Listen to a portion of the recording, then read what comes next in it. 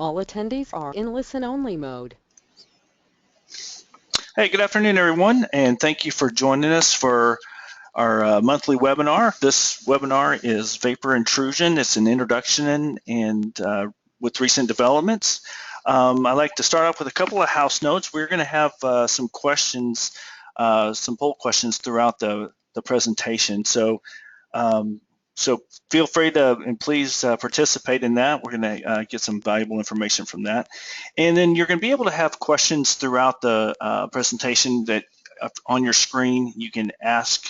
We can chat, and I will ask Frank as we go through. If I happen to miss one of your questions, don't worry about it. I'll get a report afterwards, and then I'll make sure that Frank gets it and we get it answered, and I will send it to you via email. We also are recording the webinar, so if you have to step away from your desk for any reason, don't worry. You can review it at your convenience. So first, I'd like to introduce Frank. Frank has his master's degree in civil engineering from MIT.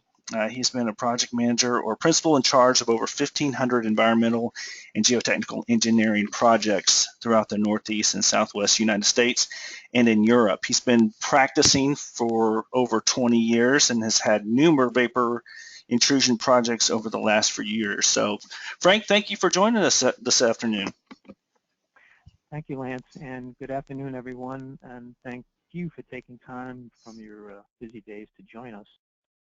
We'll be talking about vapor intrusion, which has been quite a hot topic over the past few years, and you could say that we are still at the adolescent stage, at least here in Texas, regarding how to investigate, evaluate, and mitigate potential vapor intrusion issues.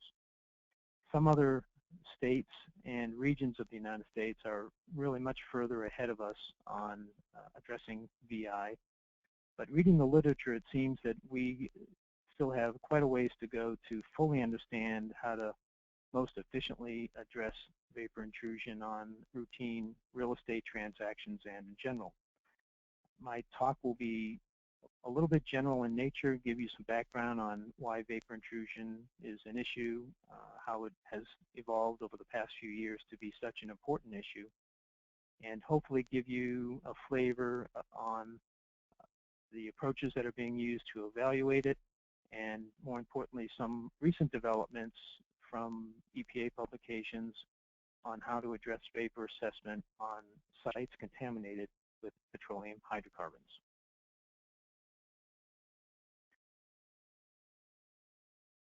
So what is the problem?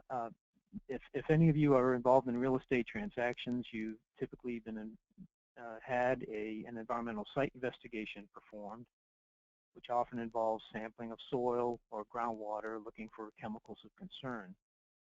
Soil gas was historically used in the industry more of an indicator of where source area contamination was located or potentially where a groundwater plume was moving.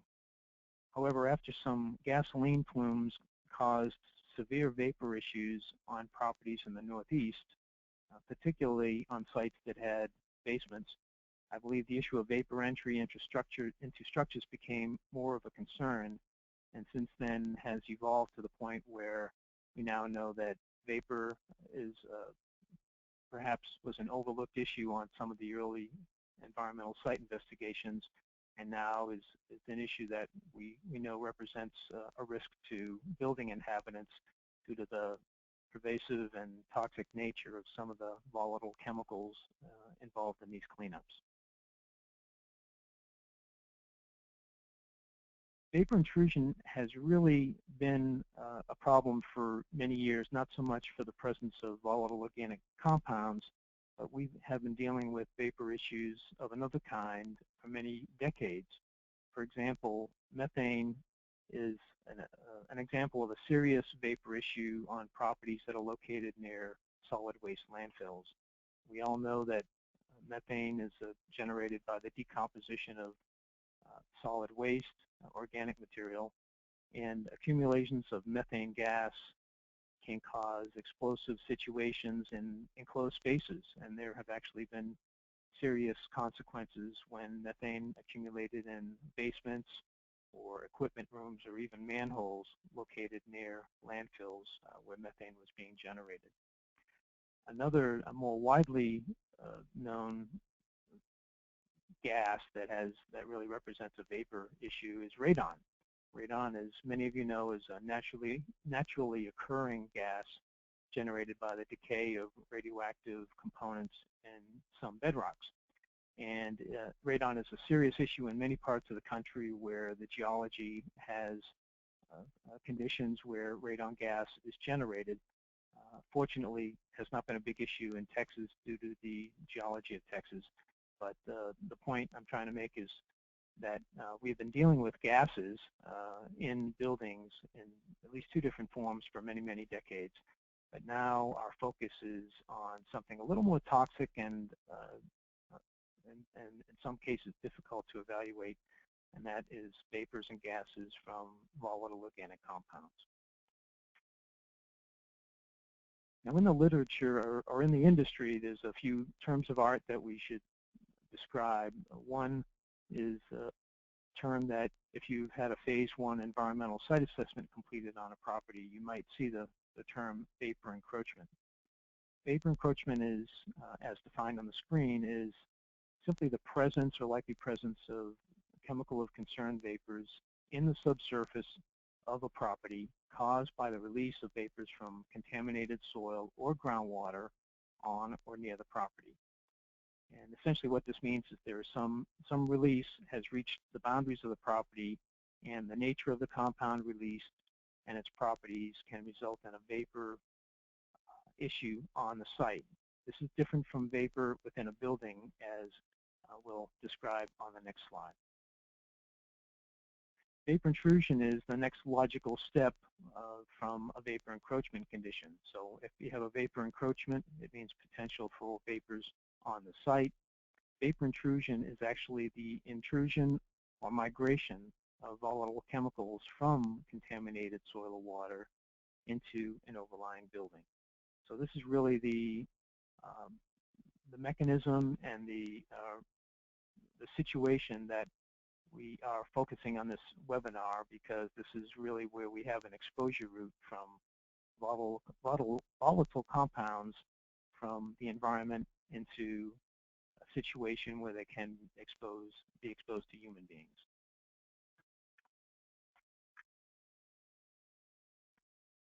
So what are some of the chemicals of concern?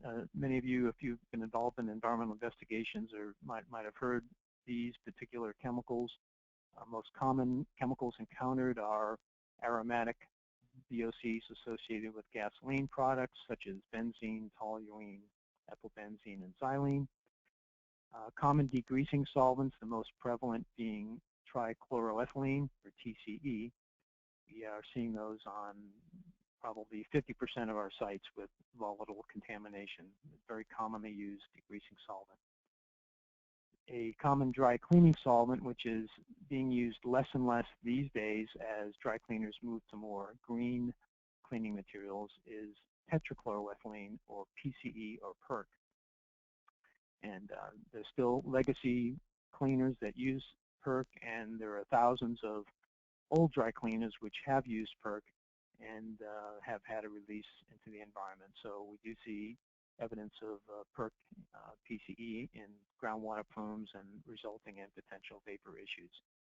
And then there's a whole plethora of other household cleaning chemicals or chemicals used in industry that are volatile and toxic, and therefore are chemicals that come under our scrutiny when we're looking at vapor intrusion situations.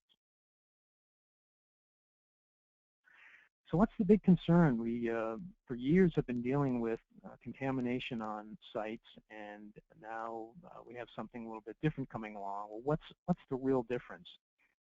Previously, we would detect contaminated soil or groundwater, and we knew that the risk associated with those contaminants generally only occurred when there was some exposure route from those contaminated media to a receptor, a human being or whatever. And in those cases, that human being had to drink the contaminated water or bathe in the contaminated water, or otherwise come into contact with contaminated soil by ingestion or direct contact or inhalation of dust. So there was an exposure route that may or may not be complete at a site. And on most urban sites, to be honest, that exposure route was not complete because groundwater was typically not used. So even if contaminated, it didn't represent a risk. And contaminated soil above the human health protective levels is not as common occurrence as you might expect, and therefore we didn't have true significant exposure from those media on typical sites that we looked at. However, now when we're looking at vapors, it's a bit of a different animal. If an organic compound can enter into a structure, then the route of exposure is simply someone breathing those vapors. And so all you need to do to get the exposure is to breathe, which obviously we all do about 17,000 times per day. So in a way, the exposure route for VOCs and arising from vapor intrusion is a little more direct. We can't eliminate the groundwater, drinking of water issue or the contact with soil issue. We're talking about air within a building that people are breathing on a day-to-day basis. And so it heightens the awareness that we should have of what the implications are when we have vapors within a building that could exceed health-based levels. So some of the mechanisms for vapor intrusion, this is a schematic or hypothetical of a typical release where we have some contaminated soil down at the bottom left portion of the picture and a resulting plume of contaminated groundwater migrating from left to right. And then above we have some typical structures, one with a basement, one without, and we're showing arrows where vapors are migrating through soil and potentially entering into the basement structure or into the at-grade slab and possibly entering utility lines, which are known as preferential conduits because they're often backfilled with pervious material and often penetrate a slab or wall, and it can allow vapors to directly enter into a structure. You see that there's a part of the picture here, you can see a layer of silt, and it shows the vapors moving around the silt. It's just showing an example of vapors through pervious media will obviously move more readily, whereas if they encounter clay or silt lenses or layers in the subsurface, those can obviously retard the movement of the vapors vertically. But even in low permeability soils, we have found that vapors seem to find their way through these soils through either microfractures or other mechanisms in the clay material and can eventually reach an overlying structure. So where do the vapors originate? They are found in both soil, water, and the voids within soil spaces in the subsurface. But these volatile organic compounds that we're most concerned about tend to preferentially migrate from the solid or liquid phase into the vapor phase.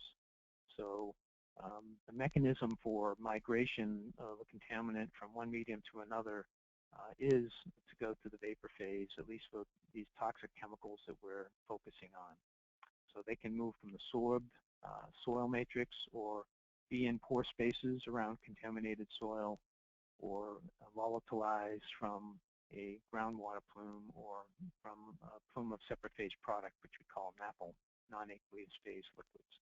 So there's multiple mechanisms once we have contaminated soil or water for the vapors to preferentially migrate into the voids, and then from those voids migrate into overlying structures.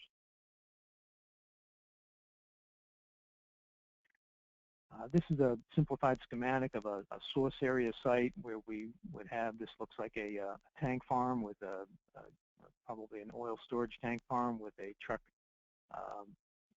fueling bay. We can see examples of leaks from around tanks where we have contaminated soil and contaminants migrating vertically down to the groundwater table. So we have some affected soil.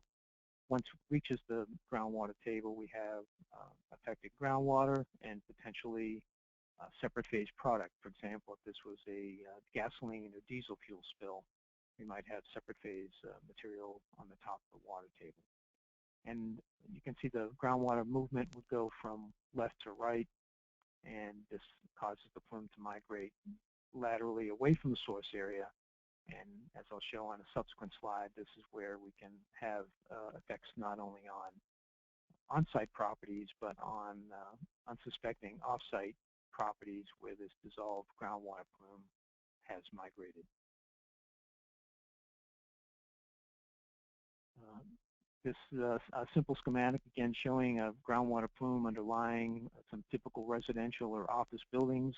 Again, we have affected groundwater, possibly with separate phase product, and vapors can migrate vertically up into basement spaces, garages, enclosed spaces, or into buildings at grade.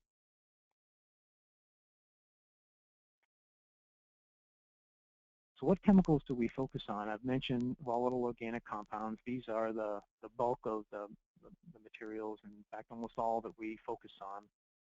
They tend to have very high vapor pressures and will volatilize readily from into the vapor phase from soil or water. We also focus on chemicals that are sufficiently toxic. Not all volatile chemicals are toxic. Some are quite toxic and known carcinogens, and those tend to be the ones that we focus most of our attention on. EPA has reviewed data on on thousands of chemicals and come up with a list of approximately 180 that, in their experience or based upon their properties, warrant some type of attention when we're doing a vapor intrusion study. Of those 180, I would say there are probably 30 or 40 that we either see on a routine basis because they're commonly used, or daughter products of common chemicals, and are sufficiently toxic that they warrant some attention during a vapor intrusion investigation.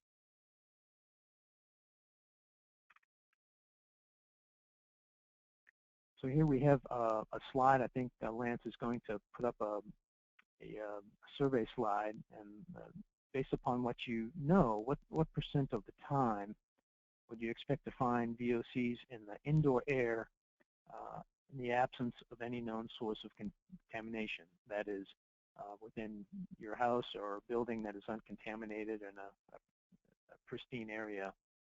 How often would you expect to find at least some volatile organic compounds within that indoor airspace if you were to take a sample?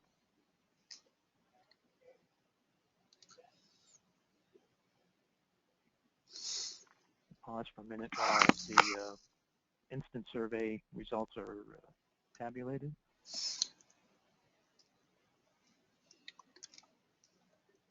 Frank, I think you can see them, but if not, I'll... I can. Okay, good.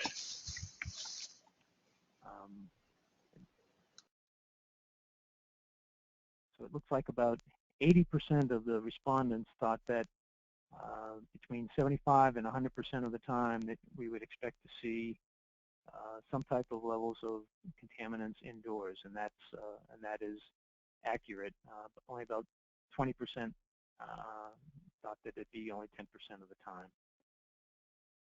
If we can go to the next slide, we'll provide some data on what the actual results are from studies. This slide probably gives you a hint at the answer to the quiz. These are typical photographs from, we could take it almost anyone's house or business, the cabinet of chemicals in the washroom or in the garage, the dry cleaning hanging in your closet, use of a lawnmower or gas generator using gasoline as a fuel. These are probably conditions that are present in most single-family homes, and these are sources of a number of volatile organic compounds because they are commonly used in many cleaning materials, including common dry cleaning solvents, and of course the VTEX compounds are present in gasoline. And the EPA looked at this carefully in 2011, and they did a compendium review of 18 different air studies completed in many states. And amazingly, they found that 80% of the indoor air samples that were reported contained some level of VTEX compounds in the indoor air. A rather shocking number, given that we expect our houses to be generally free of chemicals, but they are present. Now, I'm not saying they were at high levels, but they were at detectable concentrations. And some of these compounds, benzene as an example, are quite toxic and either known or suspected carcinogens. They also found between 40 and 60% of the houses contained some level of chlorinated VOCs, such as TCE, which I mentioned, PCE, the dry cleaning solvent, dichloroethylene, the trichloroethane, carbon tetrachloride. These are all common cleaning solvents, and they've been used for decades.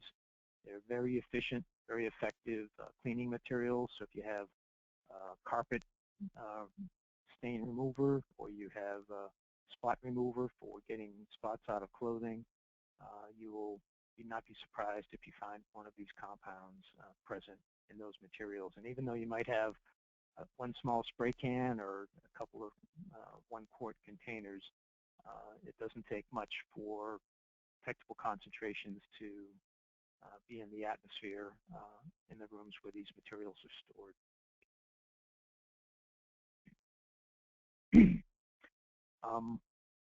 A quick summary on that previous slide. A listing of some of the materials that you will find in your house that contain these compounds include many types of cleaners, polishes, adhesives, water repellents that we spray on our boots. Air fresheners have been linked to some of these VOCs. Aerosol cans, scented candles, believe it or not, insect repellents, and a whole host of building materials such as carpets, insulation, wood finishing products, etc. So there's many materials not only that we use, but might have been used in the construction of the building that will give rise to the presence of VOCs in the indoor air. So can we go back to the previous slide, Lance? There we go. What are some of the trigger mechanisms?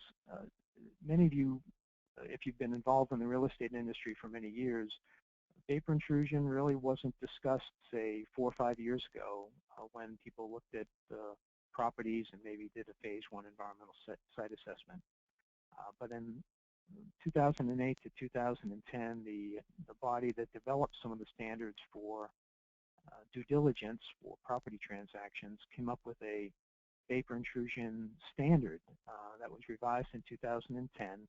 And this was basically a recognition that vapor was an issue and was coming to the forefront and needed to be addressed. However, there was still some confusion in the industry as to how vapor was addressed on typical real estate transactions. Well, that became clarified in 2013 when ASTM revised their phase 1 standard for environmental site assessments, which, as we all know, are routinely completed on pretty much all real estate transactions.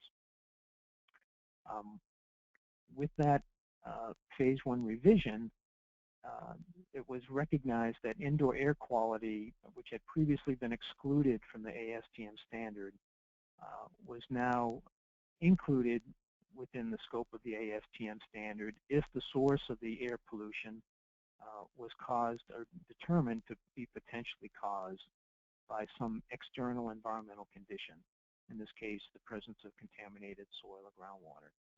So previously, when we had sites where we might have had a plume of groundwater onto a site, but it was within acceptable levels or had received closure, we could write it off, so to speak. But now we have to say, well, there's this plume, and does it have a potential vapor intrusion impact on the structures on the site? So this is because phase 1 site assessments are kind of the jumping off point for most environmental investigations and transactions and loans. This has kind of changed the industry to make vapor intrusion something that should be addressed on all real estate transactions.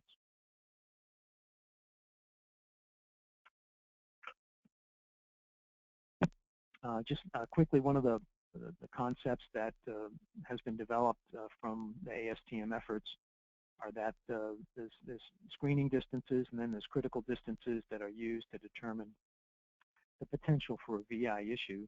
And quickly summarized, if you're within 100 feet of a documented plume of chlorinated volatile organic compounds, then they're indicating the risk of vapor intrusion is there. If you have a petroleum hydrocarbon plume, the guidance indicates that 30 feet is the key distance. If you're beyond 30 feet from a documented hydrocarbon plume, the potential for a vapor intrusion situation is pretty much eliminated. One of the key factors in this whole determination is which way is groundwater flowing, which is something we don't often have during the course of a phase one, but we can often infer it from topography. But these are some of the factors that we may have to look at now when we're doing phase ones. Is there a plume? Where's it going? What's the extent of that plume? And based upon these distances, can we come to some conclusion about whether or not this plume could affect the subject property?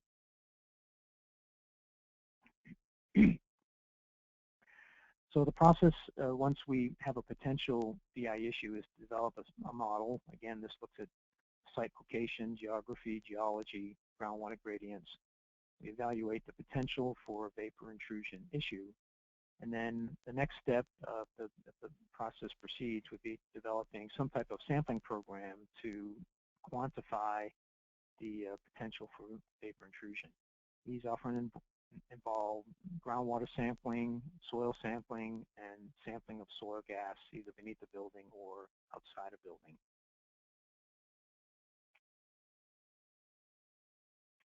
Some of the difficulties that we encounter during vapor intrusion studies is vapor movement in the subsurface is quite complex. It will move preferentially through pervious zones. It will move preferentially in areas with less water, for example.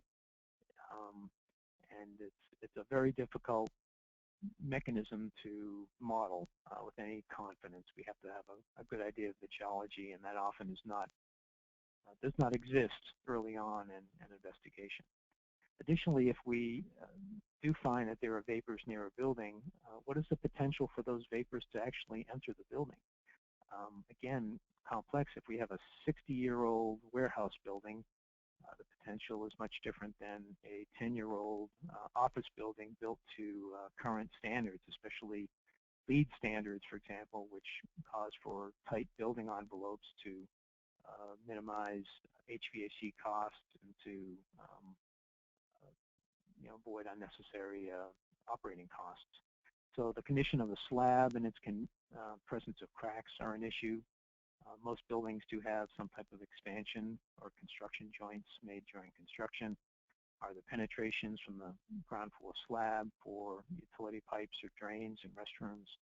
And how does the HVAC system operate? We also have the potential for preferential pathways where layers of sand or utility trenches that penetrate the building perimeter of the slab can act as preferential pathways for soil gas to migrate. Here are a few slides of structures that we've evaluated vapor intrusion on. On the upper left, you see a slab that otherwise intact but had a serious settlement issue due to poor ground conditions, and vapor readings along this slab crack did show the presence of detectable vapors that were moving through this crack and into this warehouse structure.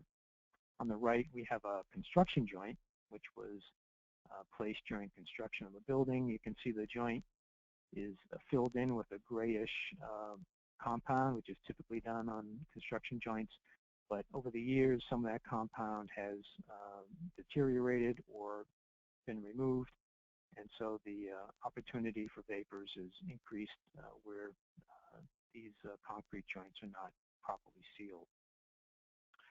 In the bottom, we have a sump and an old, I believe this was an old dry cleaner suite. This sump went down into the subsurface, and there were some pipes leading out from it, and we know that this sump is an avenue for vapor intrusion into this particular space.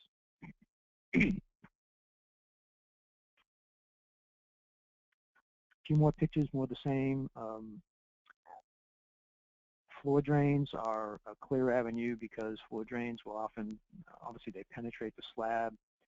They'll connect to a pipe, and sometimes that pipe is surrounded with pervious material, or the pipe itself may not be intact. And so vapors can enter this pipe and essentially have a direct conduit to the interior of a building. On the lower right is an interesting slide. This is a monitoring well in an industrial building. And doing screening surveys in this particular building, we found that we did over 100 sampling points with field instrumentation, and found that the greatest avenue for vapor intrusion was, in fact, the monitoring well casing. As many of you know, a hole is drilled that is typically 6 to 8 inches in diameter, backfilled with sand and bentonite and a PVC pipe. And apparently the seals were not tight enough to prevent the subsurface vapors from rising up. And so we found that the annulus space, as well as obviously the well itself, when the cap is taken off, are prime avenues for vapor from the subsurface to enter the structure. So one of the things we're doing on these particular well casings was to put in better caps and grommets and O-rings around the bolts and the caps to prevent vapor from emanating into the space from the well casing.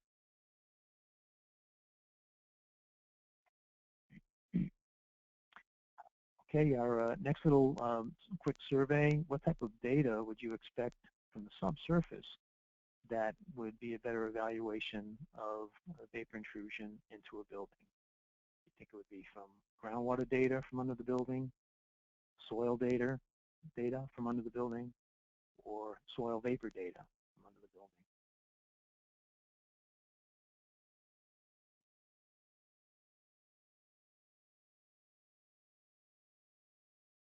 I'll wait for the survey results to come in a moment.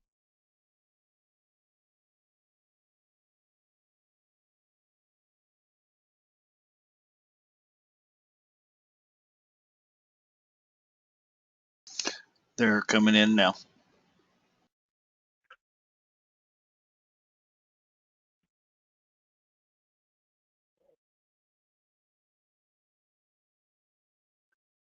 Okay, very few thought that groundwater data was useful, and another minor amount thought soil data, and apparently we have a well-advised listening audience here, because soil vapor data is absolutely the best data to use to evaluate vapor intrusion, because soil vapor is the mechanism or the medium which is transferring the VOCs from the contaminated medium into the building. So correct, soil vapor data is most useful and representative to evaluate vapor intrusion potential.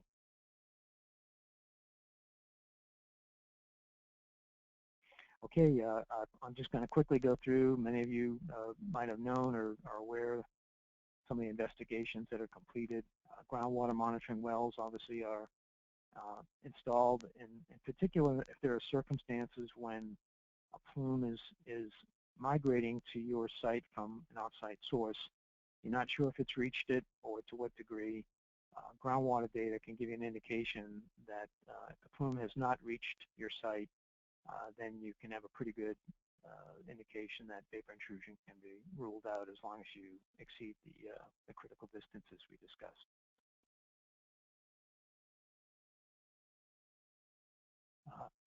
Soil gas sampling is another mechanism where we take samples of soil gas, typically in exterior areas from a depth of about 5 feet. And in some cases, we have co-located soil gas samples with monitoring wells, so we can come up with a correlation, should one exist, between soil gas results and groundwater results. I have to admit, so far the ones that we have done, the correlation has not been as good as we would have wanted, indicating it's again a complex mechanism for volatiles to migrate from the groundwater into the overlying soil. It's not simple, depends on the individual chemicals and other parameters, but this is just one of the tools that we can use to anticipate what type of vapors may enter a structure. And finally, soil gas sampling beneath the pavement, and this has become more useful because, as we indicated in the survey slide, soil gas samples are the best indicator of vapor potential.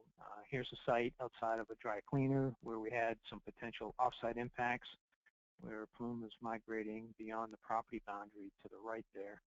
And so we put in soil vapor points near the boundary to see if we could estimate, at least at our property boundary, what the potential vapor intrusion scenario was and what effects it could have. So here we have some vapor sampling points, and in the middle there we have a groundwater monitoring well that we sampled to complete our evaluation.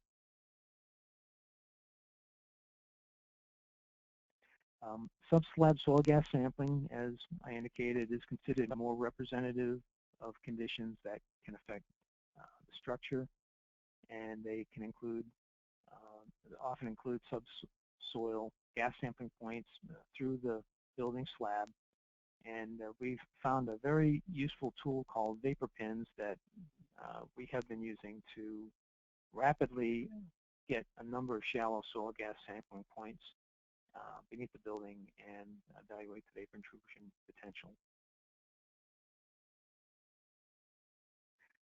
This slide shows a recent project where we did some vapor intrusion sampling with the vapor pins. This is a proprietary instrument manufactured in Ohio, I believe, and it's kind of an ingenious little setup where you drill a 1.5-inch hole partly into the slab, and then that is used to seat a device that we use to drill a 5/8-inch hole that penetrates the slab. And then that little brass fixture in the upper left corner with a silicone sleeve around it is simply hammered into the hole where the bottom of the brass fitting is exposed to the subsurface vapors. And then the top of the brass fitting has a barb on it that you can use to connect to a vapor sampling point. In this case, you see a Suma canister connected and getting a sample from that particular soil gas sampling point. In this case, you can see that we've done this installation within a building. They had carpet tiles, which we could easily lift up, install the soil sampling point,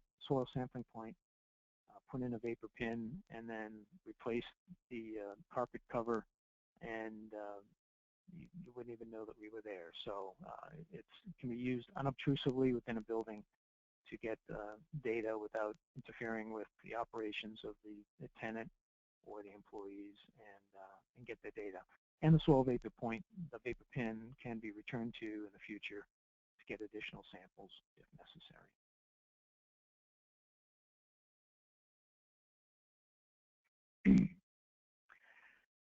Indoor air sampling, some people have said or intimated, well, why don't we just go ahead and sample the indoor air? Wouldn't that be the best indicator of the potential for vapor intrusion? And the answer is yes, it probably would be.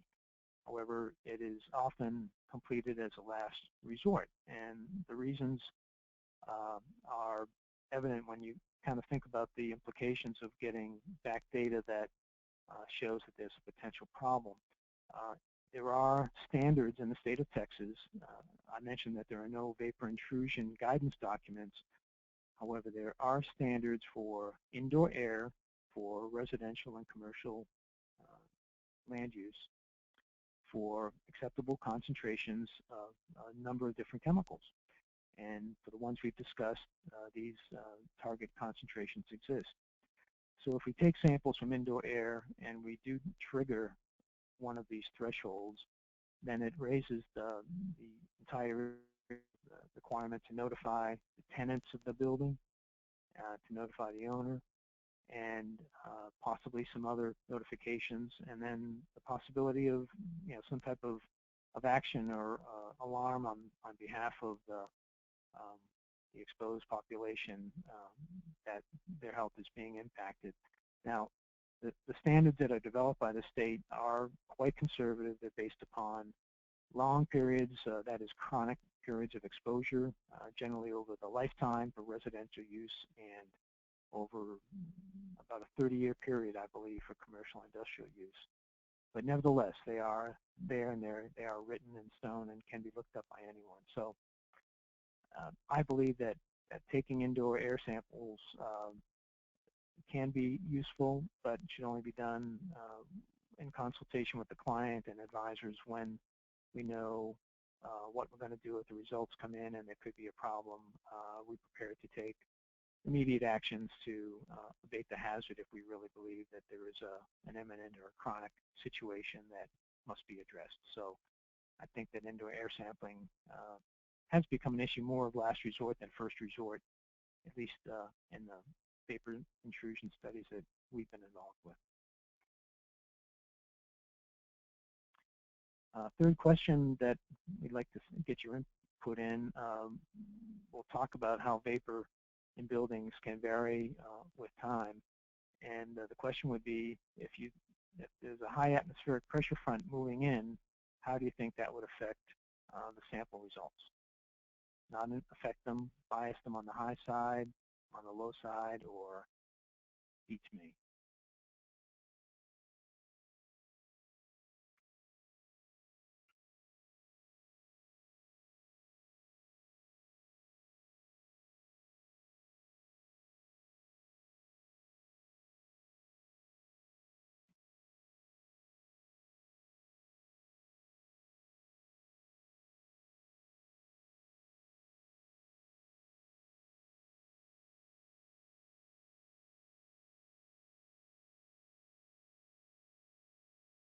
Okay, the results are in.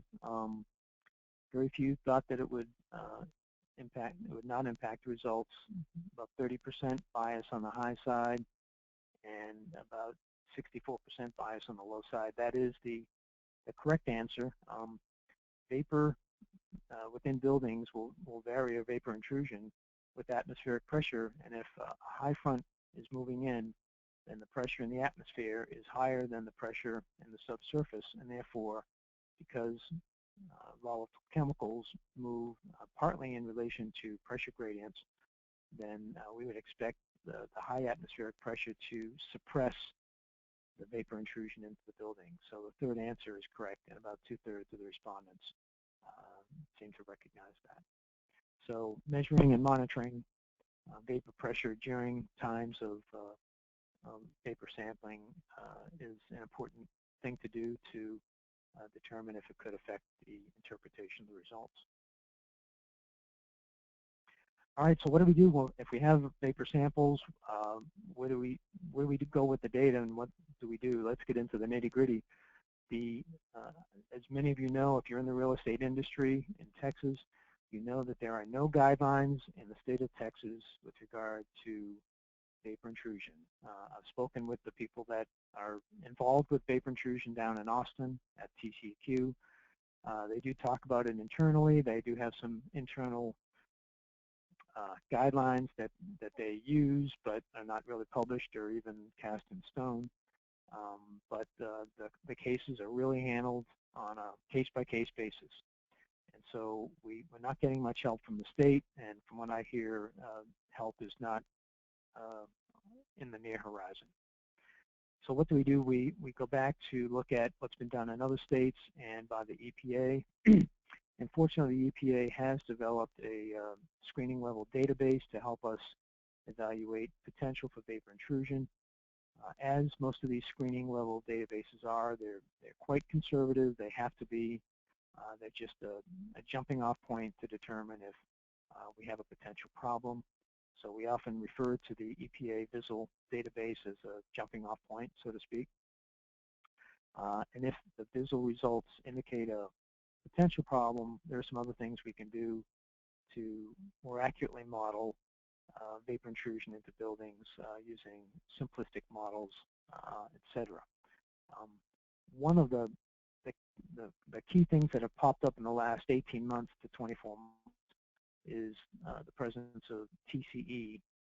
Trichloroethylene has now been found to be a lot more dangerous and toxic than previously thought. In particular, there are certain populations that are sensitive to even low levels of TCE. And so when they develop these numbers, they of course have to apply them to the most sensitive populations, be they children, young children, or pregnant women. And unfortunately, that does drive the cleanup standards or the screening levels to very low numbers, and resulting in sites that must go through further evaluation to better evaluate the risk based upon site-specific conditions. So what are some of the recent developments regarding vapor intrusion? This summer, a number of documents came out from both the EPA, Office of Solid Waste, and Office of Underground Storage Tanks, and the independent organization, ITR-SC, I believe. And these guidance documents focused really on evaluation of petroleum hydrocarbon contamination. These would be leaks typically from underground storage tank sites, but also could be associated with leaks from any site that stored or used gasoline or diesel fuel or similar aromatic organic compounds. The EPA document based their review on hundreds of leaking tank sites where they had data both on groundwater contamination, soil contamination, as well as vapor issues. What was the good news from the new guidance? It's not often we have good news in the environmental consulting industry, but there was very good news out of this particular set of reports. Petroleum contamination is simply not as bad as we had thought.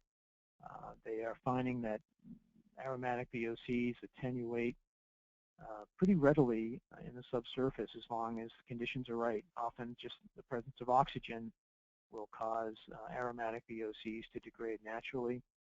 And amazingly, to me at least, the studies found that a distance of as little as 6 feet from contaminated medium to the bottom of a building, assuming the soil between that point and the bottom of the building is relatively clean, will sufficiently attenuate the aromatic VOCs such that you won't have a vapor intrusion problem.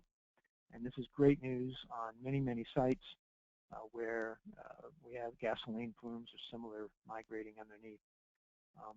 A screening distance of 15 feet was developed on sites where you have separate phase products such as L-napple, floating gasoline present. But still, the data is very good and encouraging that at least the vapor intrusion from petroleum contaminated sites is much less of a concern than we would otherwise have thought. What are some of the bad news or challenges that come up in the new guidance? The EPA, and I think probably rightfully so, has indicated that they really need what we call multiple lines of evidence to evaluate the potential for vapor intrusion. Often we would just take subslab soil gas samples, maybe coupled with groundwater samples, to evaluate the potential. They're leaning towards encouraging the recovery of indoor air samples in conjunction with subslab samples to really rule out vapor intrusion potential. And as I discussed earlier, I believe that obtaining indoor air samples on many sites is problematic from a number of points of view, and is still a challenge for property owners or people leasing spaces to third parties where we take indoor air samples and risk the result of data that suggests a potential problem. Another, can we stay on that slide, Lance? Another recommendation of the new guidance is that temporal sampling of soil gas or indoor air are felt necessary. A number of studies have monitored gas in trial buildings over long periods of time, and of course they found that concentrations of VOCs indoors change all the time. They change with season, they change with the operation of an HVAC system, heating system versus cooling system, rainfall events, atmospheric pressure, et cetera, et cetera. So it is not something that can be modeled with confidence based upon a single sample result. So people are struggling now with how many samples we need to take, or do we need to take almost continual samples in some locations to get an estimate of the long-range average levels of VOCs within buildings. Again, this is a challenge. We are often dealing within time constraints on projects where we need to get an answer and move on to either devise a solution or determine that none is required. And we simply don't have time for 3 to 6 month sampling events to get data on indoor air quality. Just doesn't jive with the typical time frame during which real estate transactions happen.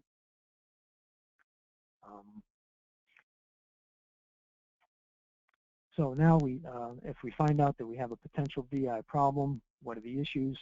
On sites where new construction is planned, fortunately, we now know that there are easily constructed passive or active subslab venting mitigation systems that are very effective, consisting of vapor barriers coupled with venting lines and venting layers. And I think those sites are something that we can get our arms around, put a price on the cost for mitigation, and build that into the overall project development costs. Existing structures are a little more difficult. The most common initial approaches that we recommend would be adjusting HVAC systems. Fortunately, in Texas, most buildings do have robust HVAC systems that are used for cooling in the winter and heating in the summer. And if these can be adjusted, such as to maintain positive pressure in the building by qualified HVAC engineers, then that is probably the easiest approach to keeping vapors outside. Higher pressure inside a building will prevent lower pressure vapors from outside from getting inside. Just simple as that. Other methods include sub-slab depressurization, where we actually pull vapors from the sub-slab and prevent them from entering the structure.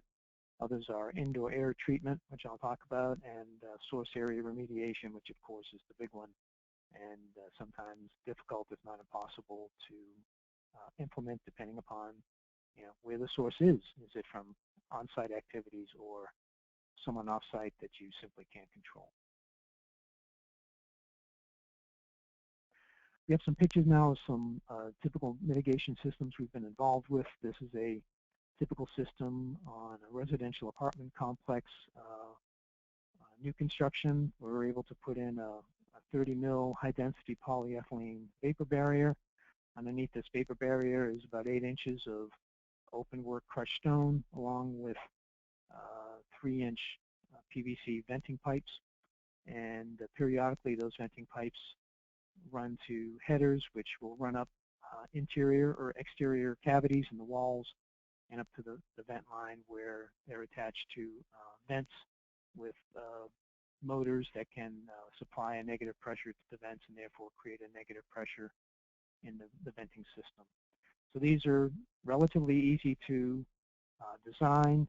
Installation is a little bit tricky because we want that venting layer to be as intact as possible and avoid penetrations or punctures of the liner. If anyone's been on a construction site, you know how difficult that can be with dozens of workers walking around with rebar and tools and dropping them. So it does require some field oversight and good site superintendent oversight to see that that vapor barrier is as intact as it can be.